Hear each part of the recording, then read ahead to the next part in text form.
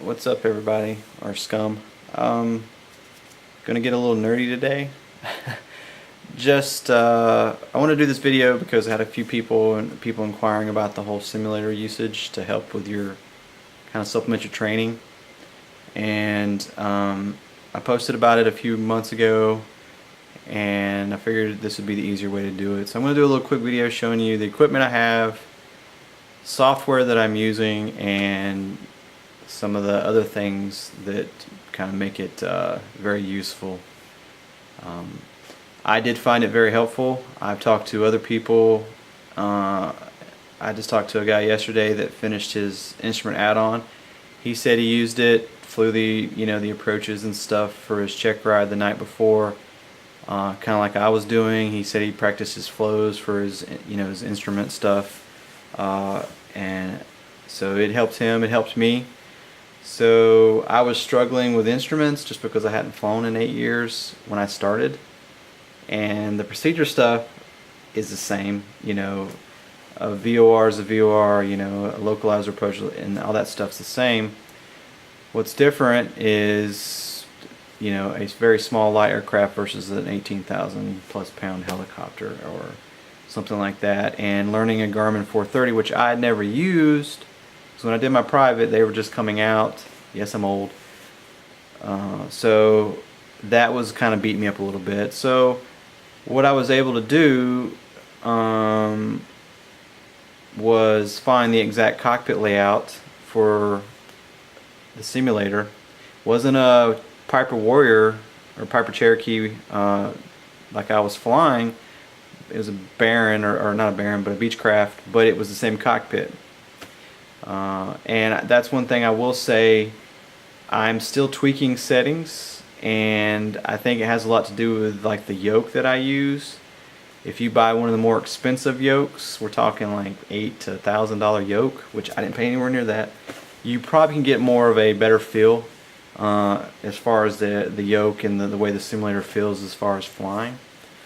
So I will say that that's kind of like one of the downfalls. You're not going to get that true feel that you would from the real thing, but it's getting there. It's pretty close. You can tweak a lot of the settings, and I'm working there. Like I said, probably if I had a different yoke it might make a difference, but you don't need all that.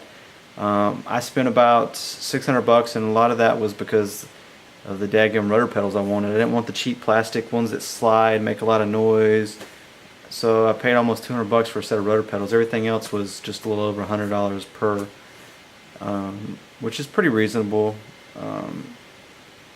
And I bought some software add-ons that I'll show you, and I bought some aircraft. I bought the airline aircraft that I would be training on to do flows and stuff and learn cockpit stuff. Because I mean, you can get crazy with this stuff. You can get the VR, and it's like sitting in the damn plane or jet, and you just click like you want to. And I might try that when I get to the airline side, doing flows, because I was watching the videos on how the flow goes for a particular airline I got a job for, and it's a lot of stuff. I ain't gonna lie, it's a lot of memorization.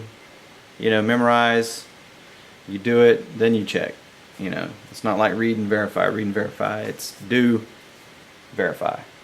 So anyways, so we'll get going. I'll show you what equipment I have. Like I said, I use X-Plane 11. I tried the Microsoft X. I couldn't get it to run with a newer version of Windows, which I don't know what it is. Maybe if I'd have kept at it, or researched it, I could have figured it out. But so I just got X-Plane 11. They're up to like 11.3 is the version. It's a current version. You can buy it. You can get updates for it, and it's continually growing. So that's why I went that route. And it's a really good simulator. A lot of people are using it. Has everything that you're going to need, to include the ability to link your iPad in ForeFlight, and it works just like the real like you're in the aircraft flying the real thing, and you're using your iPad on ForeFlight. It works the same way, which is very nice. So that would help out your private pilot guys. It helps out your instrument guys, kind of things, and also, yeah. So anyways, let's get started so I don't take for a day boring you guys and gals with this. So I'm not doing any kind of professional stuff here, so excuse the roughness with my videoing. So there's the rotor pedals I use, like I was talking about. They're heavier, they're adjustable, they got this tension, you can do all that stuff. Comes out of Germany, I think. That was the big ticket item. The yoke is just what used to be Satex, now Logitech. I was kind of hesitant to get one of these because I've had Satex stuff in the past and their stuff wasn't generally the best quality and didn't last very long, but they seem to be pretty good. So that's the yoke. It comes with the single throttle quadrant, which is good. And I bought this multi-engine one because I'm starting multi-engine today, actually, to see how it goes. And that's a CH product for that. Everything else is Satex. I got the ignition panel, the switch panel, the gear panel. That was all come in one package. And then I got this guy here. It's an autopilot with a pitch trim. That was the biggest thing I liked about it. Plus, because the simulators can be so squirrely, you know, control touch, it was always better to turn the autopilot on a lot of times to kind of like dampen. You can still fly the aircraft, you just, you know, push past the autopilot, but it made it a lot easier to do instruments like the real thing. So I got that. Isn't needed, but it was just one thing I got. And then you can also get one the same size, which is your nav-com panel, which I might recommend that one, and I still might get it, but I found something yesterday or 2 days ago that allows me to do the same things without having to touch the keyboard or use the mouse on the screen, which I'll show you guys here. So anyways, let's get going. So the basic stuff here is just this is the Cessna 172 from X-Plane, and you kind of see it. I should have started it up. Let me redo this.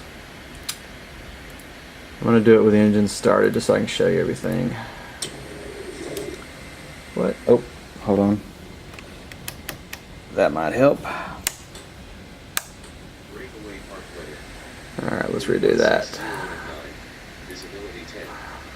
Sky conditions 1000 broken, 3000 overcast. Temperature 23. Let's just start it. How about that? Give me a second. I got to redo here. Experiencing technical. Oh, hold on.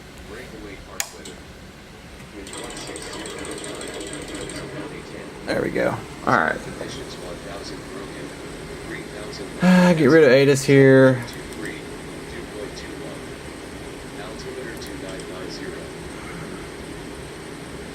Alright, so basic Cessna 172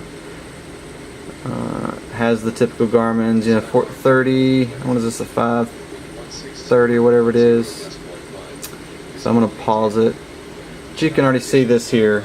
This is all linked in, working just like this. So this was an add-on I got. This is Airport Manager, which I paid for on the iPad. It's pretty, I'm going to pause this so it'll shut up. Which is one I actually paid for the iPad, because what it does is it allows you to take, so I move the scene to where there's just the panel and you're looking out.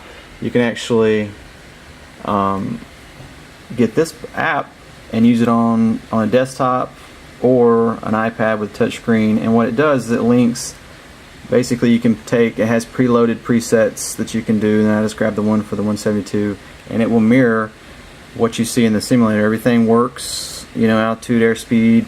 If you want to change like your CDIs and stuff, you know, you click on it, little knob there, and you turn, versus having to do it in the, you know, with your mouse and stuff. So it's more realistic way, and this is something that I found that I would probably have not bought that comm panel I was talking about, because you can do it all. You can set up your, see, you got the 530, 430, there's your comm panel, there's your transponder and all that stuff. You can do all that stuff on here, touchscreen. So if you had you had your monitor up on the wall, and then you had another laptop or something which is touchscreen, you can just do all your touching and move, you know, inputs, frequencies, and all that stuff without touching the keyboard or the mouse, and it makes it more realistic. So this was something that I bought and that I would recommend, because I'm also planning to use it. Let me see, go to this one. Planning to use it for, see, you got that guy right here. So this is for the Duchess twin engine that I'm supposed to start flying today. But for your airline folk, let me find it here. See, there's your top panel that you're, you know, a lot of that stuff, your FMC to start working on. So this is the stuff I'll be using down the road, and hopefully this helps learn this, and then the autopilot stuff and how to input all that thing when I have like the C8, the CRJ200. So, but that's that. Let's go back to the. So that's Air Manager, and you can just Google it in the, or you search the App Store for it on the iPad.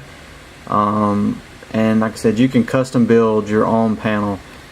There's all these things on the side. You can search like Piper manufacturer, and you can range them, size them, and everything. So if you have a big monitor, like say you had a touchscreen this size, I mean, you can have a full panel,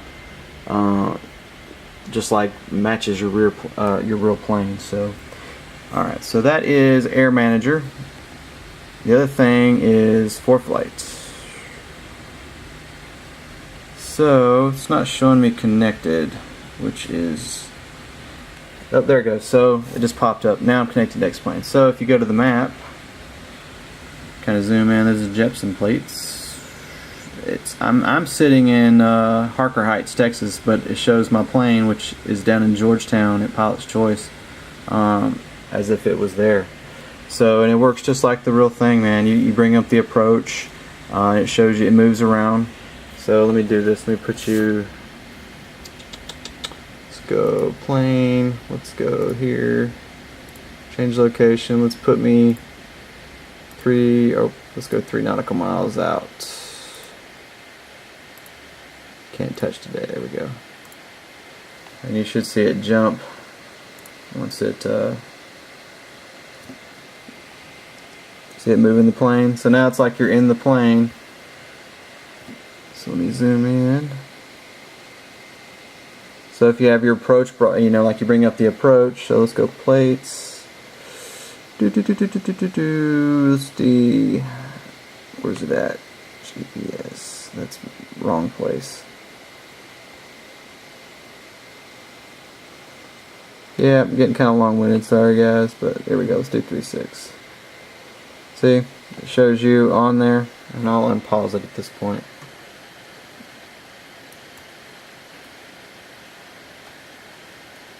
What's wrong with my mouse? Nothing's going right today. So you can kind of see it. Focus, focus. So you're on the RNAV, you know, turn left. You'll start seeing it turn, see? So you can knock out your approaches just like ForeFlight, man. It's pretty awesome. So, and then let me go back to this.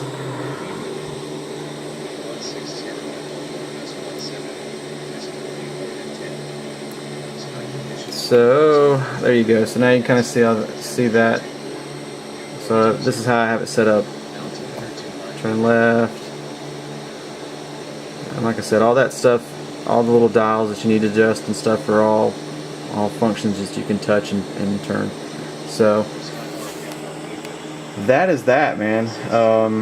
You can go as crazy as you want, but I highly recommend it. Let me pause this again. And it's helped me. And we'll see how it goes for the multi-engine. I'll bring up the airliner here. So let's do the runway because I don't want to be flying around. But yeah, that's it, man. I mean, anything you need to learn about setting this stuff up, just YouTube it. You can YouTube stuff for the simulator. As far as like the best things like add-ons to get, but you're gonna find that there's only a few you actually kind of need. Oh, there's the 200 coming up. So this thing's pretty legit. I mean, it's just like, you know, you turn the battery, just turn the battery off.